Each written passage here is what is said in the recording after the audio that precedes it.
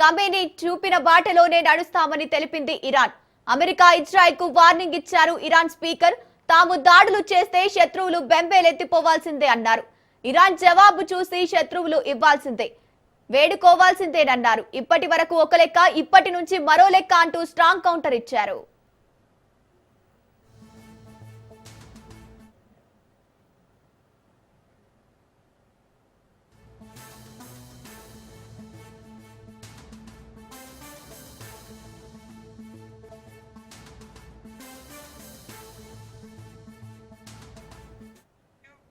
America Israel జరిపిన భీకర దాడులో Iran supreme leader Ayatollah Ali Khamenei ప్రాణాలు కోల్పోయాడు.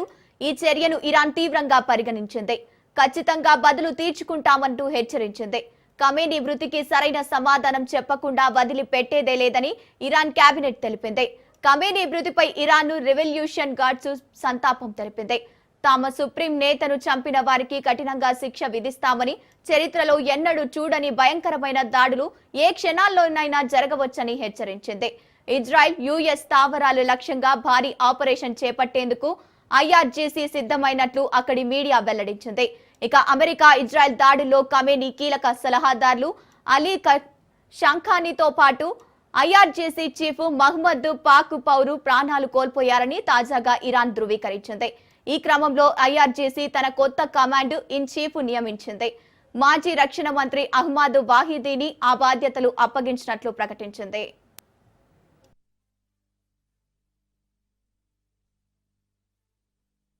Filthy criminals Trump and Netanyahu. You have crossed our red line. This is not just an existential war. Backed by tens of millions, we will strike such devastating blows that you will beg for mercy.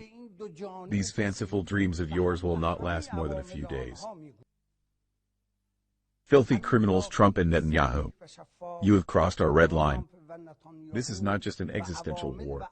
Backed by tens of millions, we will strike such devastating blows that you will beg for mercy. These fanciful dreams of yours will not last more than a few days. Filthy criminals Trump and Netanyahu. You have crossed our red line. This is not just an existential war. Backed by tens of millions, we will strike such devastating blows that you will beg for mercy. These fanciful dreams of yours will not last more than a few days.